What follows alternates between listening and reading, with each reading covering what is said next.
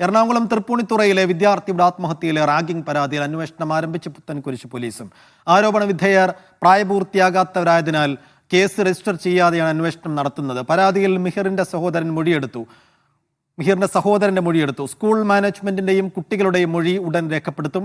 ആരോപണം തെളിഞ്ഞാൽ juvenile justice ബോർഡിന് report നൽകും. തൃപ്പൂണിത്തുറ പോലീസ് ആത്മഹത്യാ പ്രേരണ കുറ്റം ചുമത്തി അന്വേഷണം തുടരുന്നതിനിടെയാണ് പുത്തൻകുരിശ് പോലീസും അന്വേഷണം നടത്തുന്നത്. ശരൺ വിശദാംശങ്ങൾ നൽകും. ശരൺ, ഇപ്പോൾ വലിയ സങ്കീർണതകളുള്ള ഒരു കേസാണ്.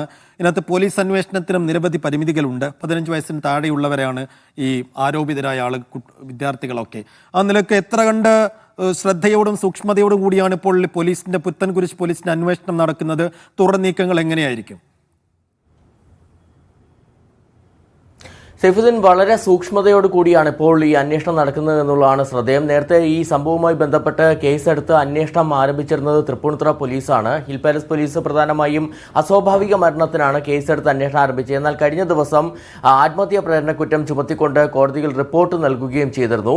ഇതിന് പിന്നാലെയാണ് ഇപ്പോൾ പുത്തൻകുരിശ് പോലീസും ഈ റാഗിംഗ് പരാതി സംബന്ധിച്ച് അന്വേഷിക്കുന്നത്. ഇതിൽ പ്രധാനമായും കാണേണ്ടത് ഈ സ്കൂള്, ഈ റാഗിംഗ് നടന്നു എന്ന് പറയുന്ന ഗ്ലോബൽ സ്കൂൾ വരുന്നത് പുത്തൻകുരിശ് സ്റ്റേഷന്റെ പരിധിയിലാണ്. അതുകൊണ്ട് കൂടിയാണ് പുത്തൻകുരിശ് പോലീസിന് ഇത് സംബന്ധിച്ചുള്ള പരാതി ലഭിക്കുകയും അങ്ങനെ അവർ കഴിഞ്ഞ ദിവസം മിഹിറിന്റെ സഹോദരന്റെ മൊഴി രേഖപ്പെടുത്തുകയും ചെയ്തിരിക്കുന്നത്. നിലവിൽ കേസ് എടുത്തിട്ടില്ല. ഈ കേസ് എടുക്കാത്തതിനെ കാരണമായിട്ട് പുത്തൻകുരിശ് പോലീസ് പറയുന്നത് ഒരു ഹീനസ് ക്രൈം ഉണ്ടെങ്കിൽ മാത്രമേ, അവിടെ നടന്നുവെങ്കിൽ മാത്രമേ ഈ പ്രായപൂർത്തിയാകാത്തവർക്കെതിരെ കേസെടുക്കാൻ കഴിയൂ എന്നുള്ളതാണ്. ഇതൊരു ഹീനസ് ക്രൈം അല്ല. അതുകൊണ്ട് തന്നെ കേസ് എടുക്കാതെയുള്ള അന്വേഷണവുമായി മുന്നോട്ട് പോകുമെന്നുള്ളതാണ്. അതിന്റെ ഭാഗമായിട്ടാണ് ഇപ്പോൾ മിഹിറിന്റെ സഹോദരന്റെ മൊഴി രേഖപ്പെടുത്തിയിരിക്കുന്നത്.